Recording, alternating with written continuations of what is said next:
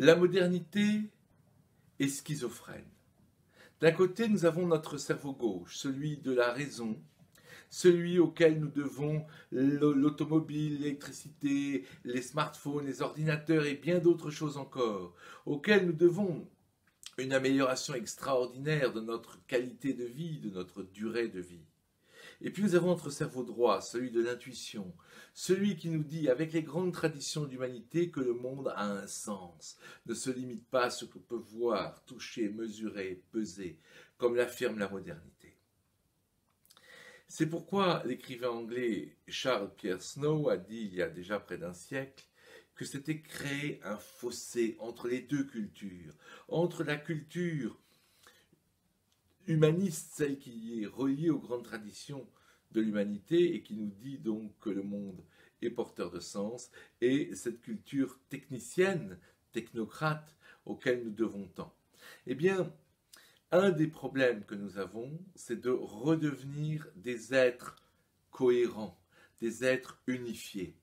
Un de mes maîtres, Bernard d'Espagna, un grand physicien et philosophe, disait que dans notre monde moderne, il y a d'admirables morceaux, mais il n'y a nulle part de statues.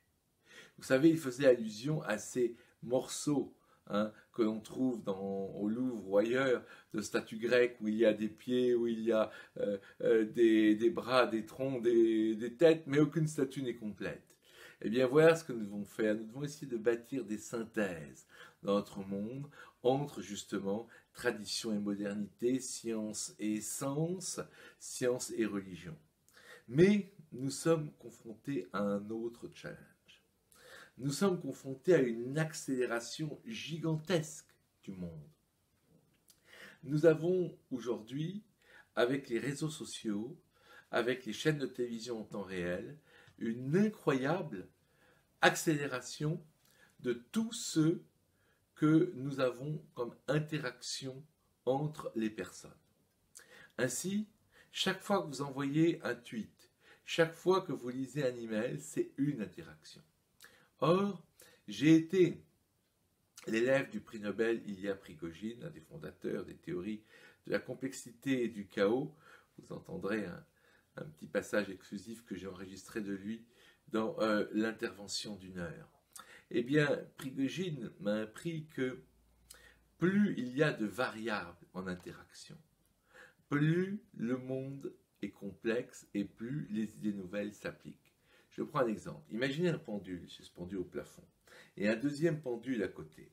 Ils vont se heurter tous les deux. Et donc, dans ce cas-là, c'est parfaitement prédictible. Imaginez maintenant qu'il y a un troisième pendule qui est aussi dans ce sens-là. Eh bien, ce troisième pendule, quand il va heurter les deux autres, à certains moments, ça va finir par faire un chaos imprédictible, avec seulement 3 pendules. Imaginez maintenant qu'il y a 1000 pendules qui sont suspendus au plafond, et que ces 1000 pendules s'entrechoquent les uns avec les autres. Vous aurez une espèce de salade de pendules absolument irreprésentable. Eh bien, c'est ça notre monde d'aujourd'hui. En 20 ans, nous avons multiplié par des millions les interactions dans notre monde. Regardez. Si 10 personnes arrivent à parer avec des épées dans la rue pour tuer les gens en 1200, tout le monde s'en fiche, il n'y a même pas de journaux pour en rendre compte. Si nous sommes en 1900 et que les gens arrivent avec des fusils pour tuer les gens dans la rue, on en parlera dans toute la France parce qu'il y a des journaux. Mais quand au Bataclan, les gens sont arrivés avec Kalachnikov pour tuer les gens dans la rue, le président de la Chine en a parlé, Barack Obama en a parlé, le monde entier en a parlé. Eh bien ça, c'est un véritable changement qui nous fait passer d'un monde que Nassim Taleb, auteur d'un ouvrage intitulé Signe noir, appelle, on est passé du médiocristan à l'extrémistan. Le médiocristan, c'est un monde prévisible, c'est un monde où aujourd'hui est à peu près comme demain. Tandis que dans l'extrémistan, il se passe des choses extrêmes, le monde change brutalement. Donc nous devons nous préparer à cet extrémistan. Les façons de nous comporter dans notre vie personnelle, quotidienne, les façons de prendre des décisions dans les entreprises, dans la politique, sont radicalement différentes en extrémistan et en médiocristan. Par exemple, vous voulez placer votre argent, vous le mettez sur le CAC 40, le Dow Jones. Mais le CAC 40 et le Dow Jones peuvent perdre peuvent perdre 20% en un mois, sans qu'on sache pourquoi. Parce que nous sommes dans un monde de volatilité permanente, comme je vous l'expliquais avec mon modèle des pendules. Donc Nassim Taleb nous dit par exemple, placez votre argent 90% dans l'immobilier ou dans les bons du trésor américain et 1% dans une petite mine d'or en Mongolie, 1% dans une nouvelle monnaie virtuelle, 1% dans un nouveau réseau social, 1% dans une petite start-up française qui a un brevet pour stocker l'hydrogène, ce qui sera très important au XXIe siècle, et ainsi de suite, et ainsi de suite. Et 100% de vos bénéfices viendront de 1% de votre portefeuille. Donc voilà les idées auxquelles nous sommes face. Nous devons faire face à cette accélération, cette complexification du monde et cette schizophrénie. Alors comment nous allons essayer de résoudre cela? Eh bien, nous allons résoudre cela d'abord en regardant comment les évolutions technologiques, si elles sont parfois stressantes, si elles sont parfois également inquiétantes, je pense à l'intelligence artificielle, je pense au progrès de la robotique, eh bien, elle nous donne aussi des possibilités incroyables. Il n'a jamais été aussi facile de réussir sur Terre. Et j'en aurai des exemples dans l'intervention d'une heure.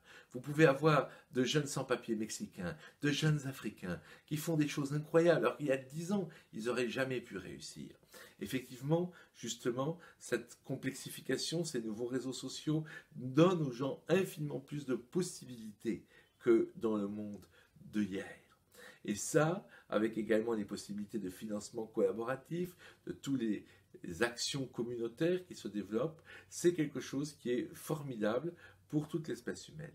Maintenant, nous avons des risques très importants. Nous avons des risques, par exemple, environnementaux, dont il faut parler. Mais là aussi, on a des solutions enthousiasmantes.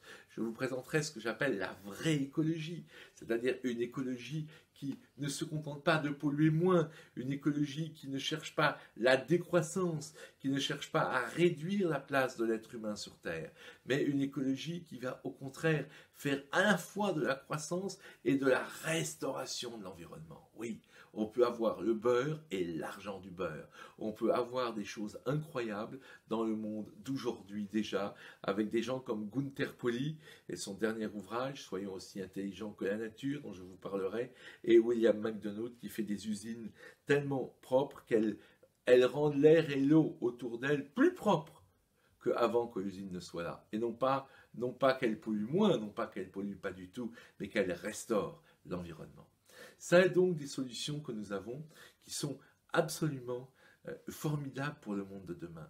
À partir de là, nous avons aussi à nous préoccuper de la question du sens.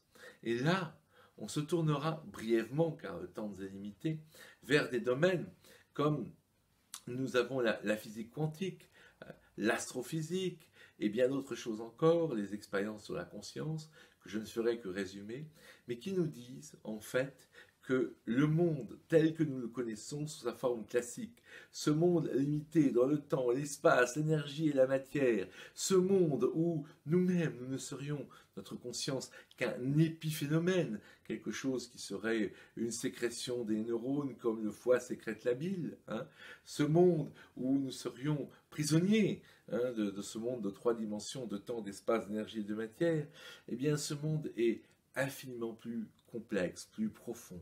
Le monde où nous vivons n'est que la projection de quelque chose de bien plus vaste. Quand on sait cela, eh bien, quand on change notre vision du monde, on peut aussi se changer nous-mêmes. En effet, la vision du monde est la chose la plus importante qui existe.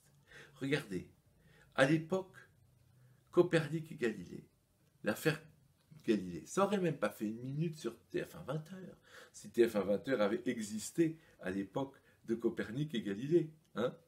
Alors que, aujourd'hui, très peu de gens se souviennent de la grande épidémie de peste noire de 1348, qui en 4 petites années, oui, 4 ans, a décimé 1/3 de la population européenne. Eh bien, les gens qui ont vécu ce drame pensaient certainement avoir vécu le moment le plus épouvantable de toute l'histoire humaine. Eh bien, aujourd'hui, ce moment-là, presque personne n'y fait référence. Alors que tout le monde fait référence à Copernic et Galilée. Pourquoi?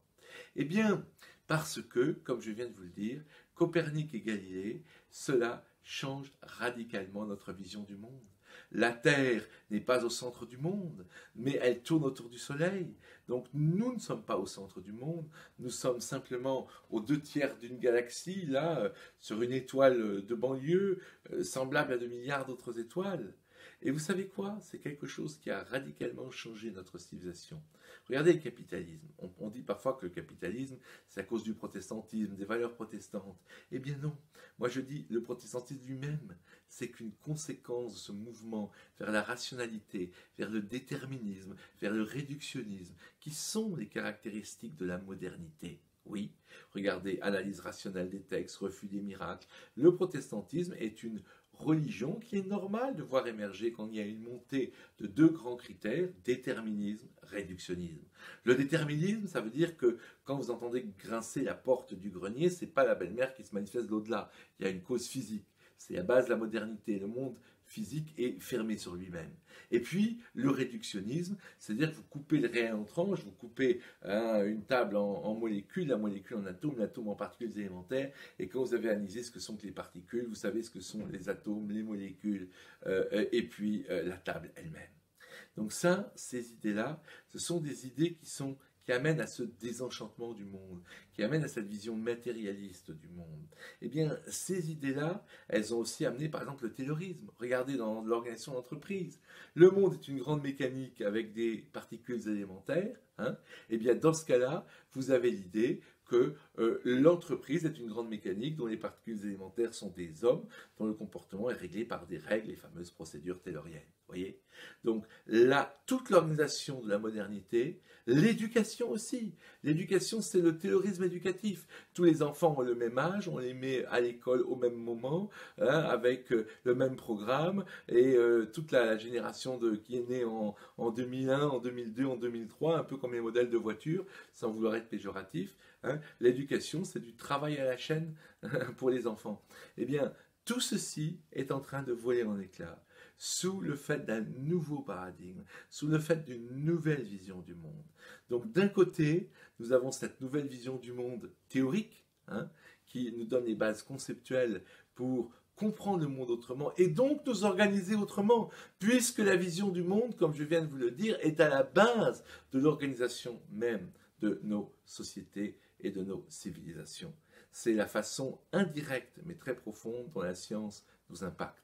Et puis la façon directe dont la science nous impacte, bien sûr, par ce progrès technologique faramineux que nous allons aussi aborder et dans lequel nous verrons à la fois les craintes, les risques, les choses à surveiller, mais nous verrons aussi les potentialités extraordinaires, comme je vous l'ai dit, que recèle ce monde de demain.